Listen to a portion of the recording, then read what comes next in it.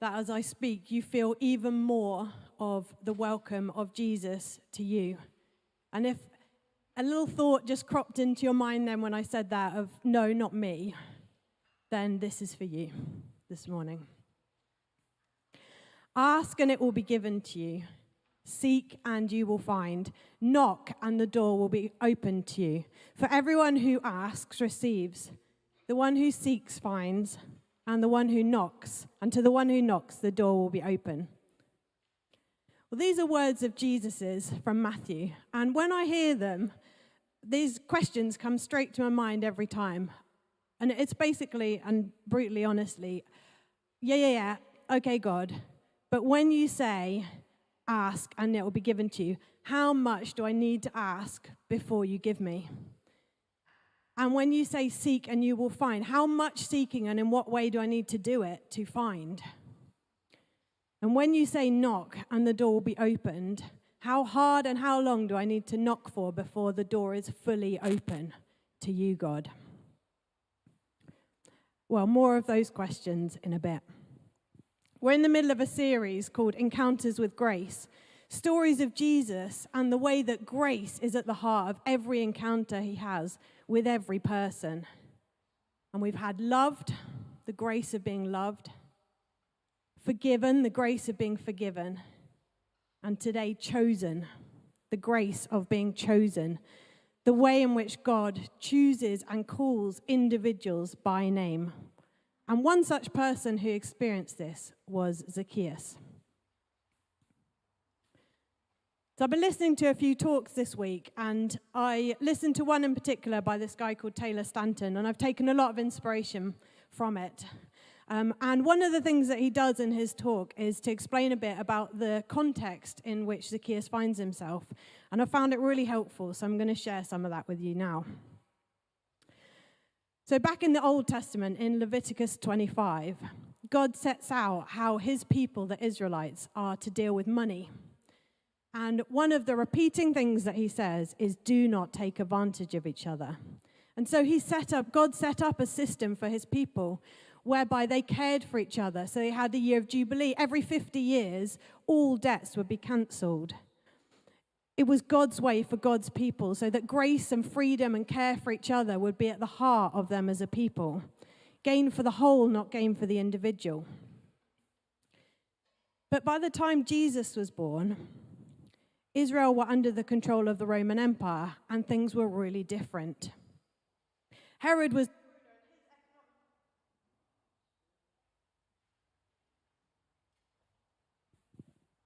Might be. Oh, yeah, press mute. Classic. Anyway, so Herod's the ruler, and his economics are built on basically the rich getting richer and the poor getting poorer. So the ruling elite were gaining more and more and more, as the vast majority, 80-90% of the population, were farmers really struggling to make ends meet, and they were getting poorer and poorer. And there was a huge wealth gap. And at the heart of this wealth gap was taxes. So the poor were being taxed exorbitantly, while the rich built their second homes, increased their servants, and lived the good life. But the ruling elite would not go and collect the taxes from the people themselves. They employed middlemen, the tax collectors, and Zacchaeus was one of these men. But these tax collectors were generally the Jewish people. And so in order to become a tax collector, what you needed to do was to say, instead of staying with my people, I am going to start to work for the enemy.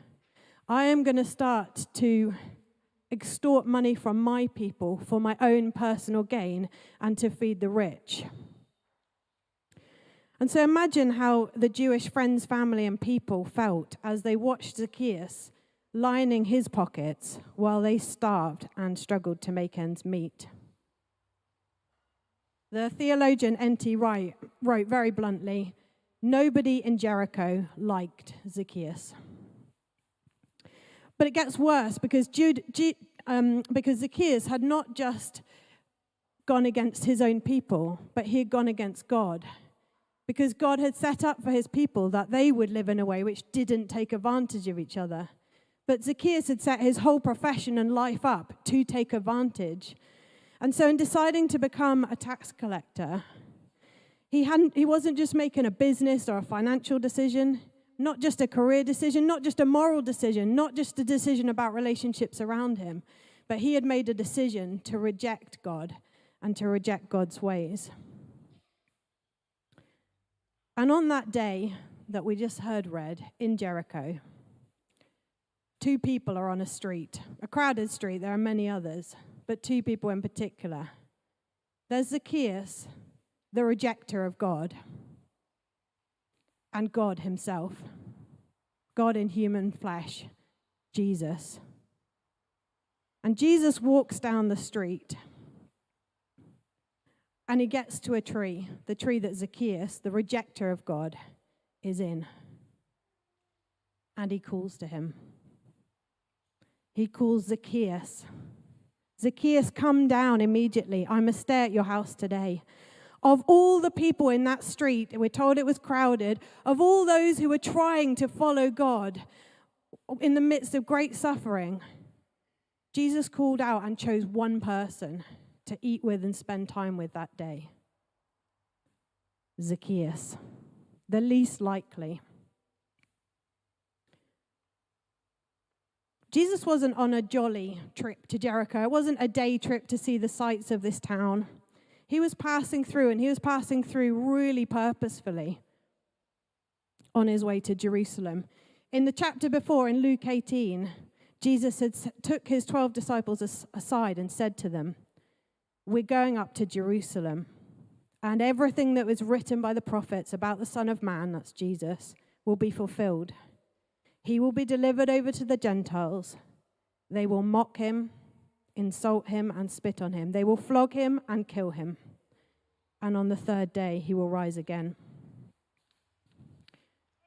Jesus had his eyes firmly on Jerusalem at this point in his life and on his death. And straight after his time with Zacchaeus, we hear Jesus went on ahead going up to Jerusalem. So this is a remarkable pause in a very purposeful and difficult journey. Wow, would Jesus have had a lot on his mind? Jericho was just a stepping stone towards his death in Jerusalem, the last big city he would pass through before completing the mission for which he had been born, to die. And he had a lot of reasons not to stop. A lot of reasons to seek comfort or solitude or the company of friends. A lot of reasons to be looking inwards. But his whole mission was about looking outwards. Seeking out those who had rejected God and calling them to his kingdom individually and deliberately by name. When Jesus reached the spot, he looked up and said to him, Zacchaeus, come down immediately. I must stay at your house today. And it wasn't a quick on-the-spot conversation. It wasn't a conversation where Jesus launched quickly into all the things that Zacchaeus had done wrong and then carried on. It wasn't a snappy conversation. It was a long conversation. Jesus took time. Jesus basically says, come down, I want to be with you. And Jesus goes to be with Zacchaeus and to eat with him and to get to know him. And this is so Jesus. So beautifully Jesus. That in a sea of different people, he would go straight to the one who had rejected him possibly the most, the one who was completely on the outside, the unlikely one, and to say to him, I want to be with you. And the people muttered, he's gone to be at the house of sinners.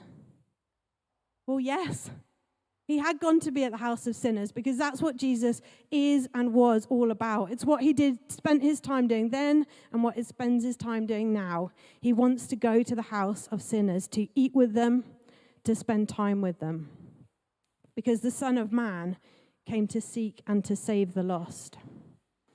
Passing those who think they're good and worthy enough and making a beeline to those who think they belong on the edge. I don't think it's by accident that Jesus chooses and calls Zacchaeus, a rejecter of God, down from up in a tree, the rejecter of God in a tree, calls him down out of the tree, just a short time before Jesus himself would be put up in a tree to die for those who had rejected him. I mean, this story of Zacchaeus is another image of the swap of the cross, another startling confirmation of the grace of God, another irrefutable example of God pursuing people by name, the calling of undeserving individuals so he can be with them. And Jesus says to Zacchaeus at his house, "Today, salvation has come to this house." Because this man too is a son of Abraham. Son of Abraham, he's saying, this man too, he now belongs to my family. He's part of the family of God. He's included and chosen. This is grace. This is the grace that Jesus brings to every encounter. And it's the grace he wants to bring as he encounters us. Well, I opened with some questions about how much seeking we must do to encounter God in a real and meaningful and life-changing way. How much seeking do I need to do to find God?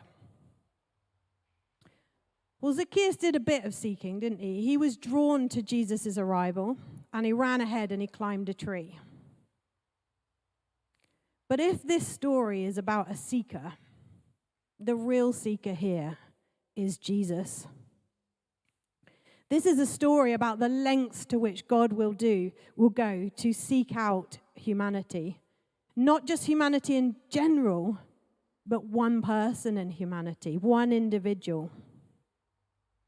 The unlikely one, the one who'd based his whole life on rejection of God, the one who is morally bankrupt, the one on the edge. Through a vast sea of faces, at a hugely precious moment in Jesus' life, he seeks out one individual, calls him by name, and chooses to spend time with him, to be with him, in full knowledge of the kind of person that he was. He knew his name, Zacchaeus. He knew him, but he pursued him. And he did it so that we would know that he seeks the unlikely individual by name. That's the character of Jesus, and that includes me, and that includes you. And all those who are friends of followers of Jesus have received the same treatment from Jesus. You have been sought out. You have been chosen. You have been called using your name, your full name. And this was done in the full knowledge of who you are, what you've done, what you struggle with, the ways you've pushed God aside, in full knowledge of you. To be chosen is a really a wonderful thing, isn't it? We had, just over a week ago, Gemma Hunt from the BBC came into this building and did a pirate show for kids. And my daughter was there, and she was absolutely starstruck, absolutely loved the whole thing. And at one point in the show, Gemma says, "Right, I need some volunteers." Everybody jumps up, and she says, "No, I'm going to pick the people who are sitting nicely." So my daughter's zooms to the ground, doing her nicest, straightest, puts her hand in the air. And believe it or not, amongst all the people, she was chosen.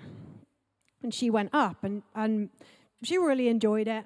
And then we went home. But on Monday morning, we were going to school. And mornings in our house are not the easiest time of the day because generally she doesn't want to go. And we were walking along, and she was very downhearted. And she had something in her hand, and asked her what it was. And she said, "Oh, it's a gem, like the gems that Gemma Hunt had, because Gemma chose me." And we talked a little bit about this. And as she recalled being chosen specifically out of a sea of people to go up the front, her whole demeanor changed. And by the time she walked across the playground she was holding her head up high, she was strutting along, because she had that memory of being chosen. It's so powerful. But she was chosen as one sitting nicely. Jesus does not choose us because we're sitting nicely or because we're doing anything nicely at all. He chose the ones who reject him. And my daughter's happiness at being chosen was a memory of being chosen in that moment on that Saturday. And that memory over time will fade and other things will come and go. But the choosing of God to his people is not a memory. It's a daily thing. It's a daily reality.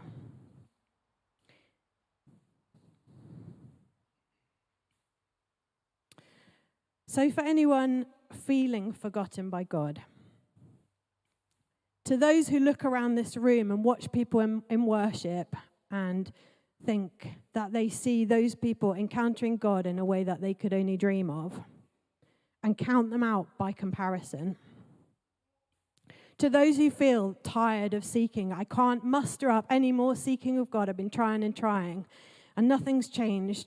I'll never be on Jesus' radical transformation list. I'm going to just settle for mediocre discipleship as I try to get God to pay attention and hear my cries and help me out a bit.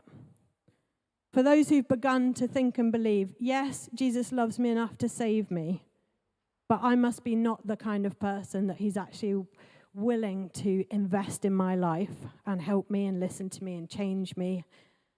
For I have asked and not received. I have sought and not found. I have knocked and this door still feels closed. Followers of Jesus, if you feel any of those things, hear this.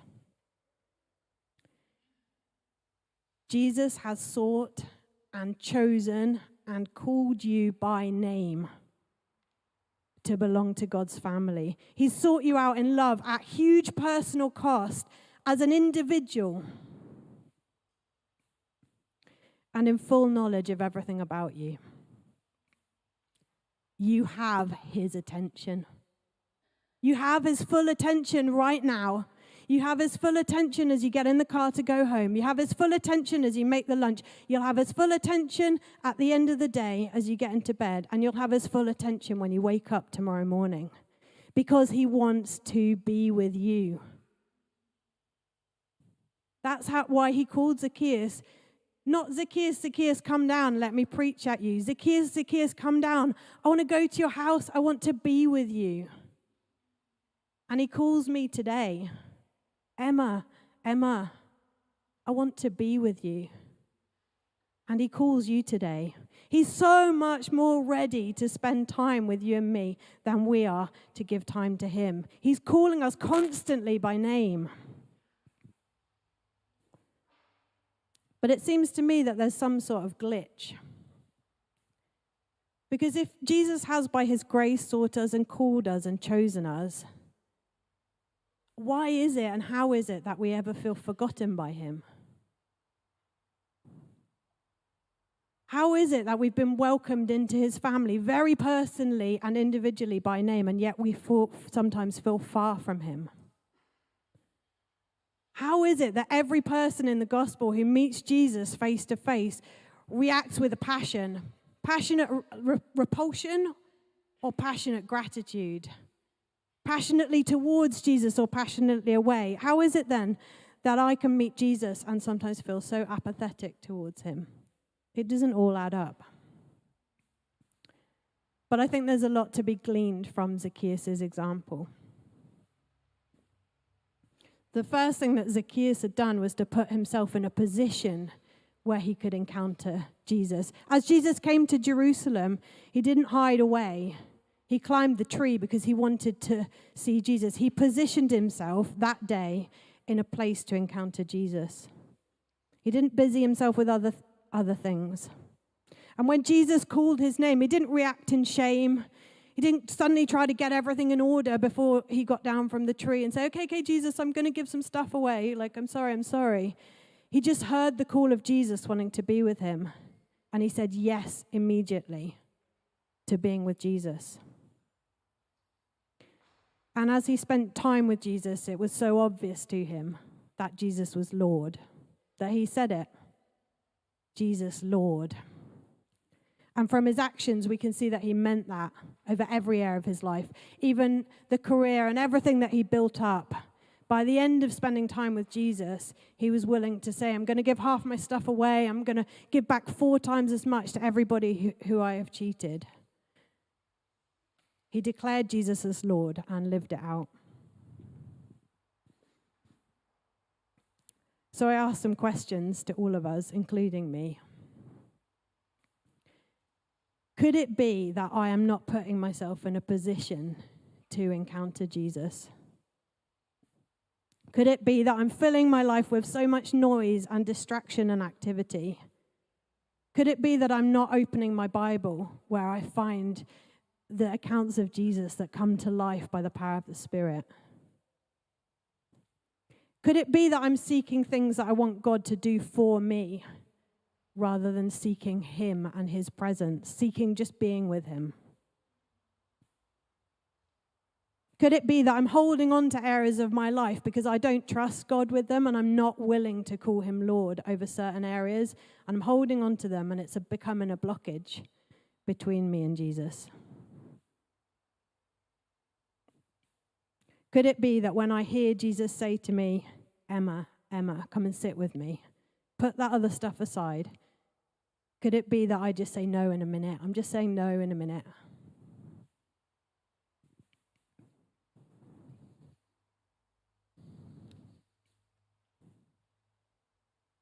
I'm in a little patch in life where for various reasons I'm feeling lonely. And yeah, there are a few reasons for that. Well, one is because we've moved around a lot. And everywhere we've moved, we've felt really, really loved and really, really cared for. And it's the same here. And there are loads of people that I really enjoy spending time with. But the loneliness has come because as I moved, you're starting again and I feel not known. So I feel like I've been through a few difficult things over the summer, and I'm in a fairly new place. We've been here for a year, and there are lots of people that I could go to chat to, but nobody knows me.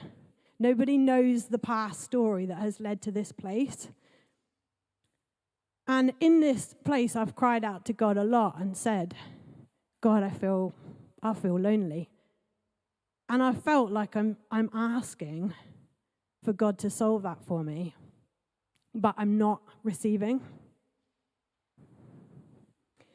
And I know why it is. It's not because I'm asking, God's not giving. It's because I don't want the answer that he's giving. When I ask God, I want to not feel lonely, I think what I'm really saying is, can my 5 or 6 best friends from all around the country knock on my door one day and say, we're moving in next door, and we know you, and let's get together and chat all this stuff through? That's what I want to happen. That's my sort of end of it. But when I ask God, what I feel he is saying to me in this season is, I know you. Emma, I've called you by name. I love you. I know you.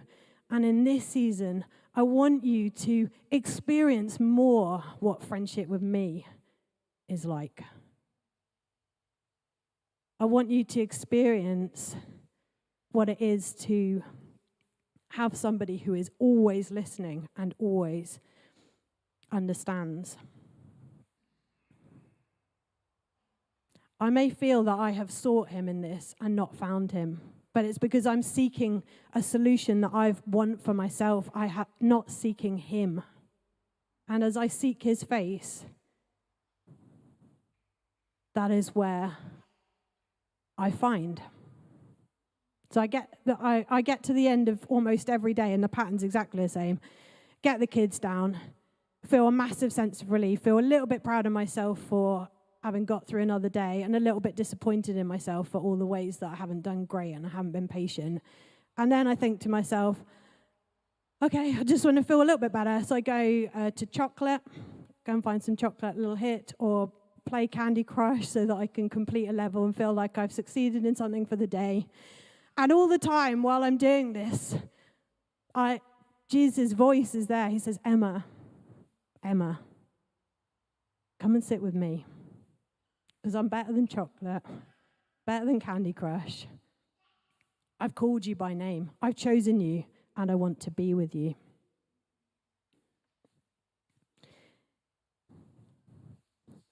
And on the times that I do come to be with him, I find that what I've asked for is given, but it's given in the presence of Jesus. And what I've sought, I find, but I find it in the face of Jesus.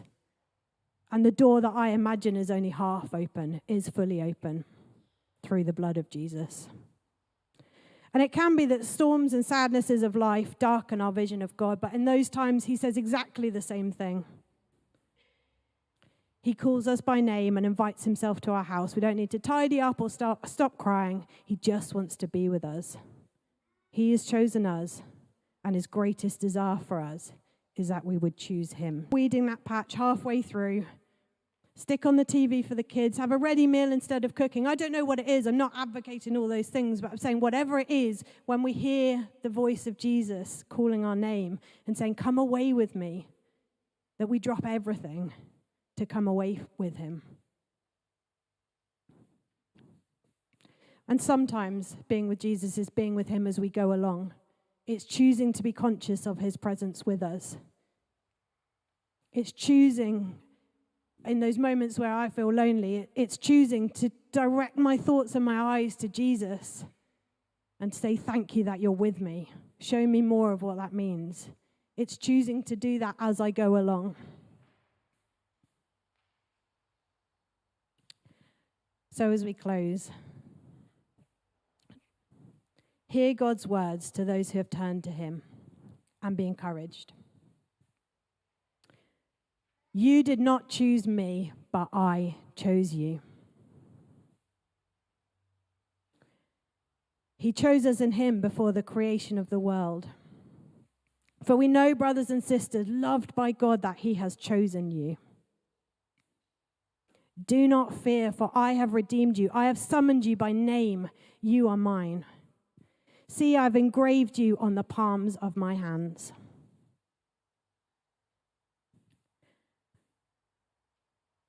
Choose to be with Jesus today, for he has chosen you and called you by name to be with him today and always.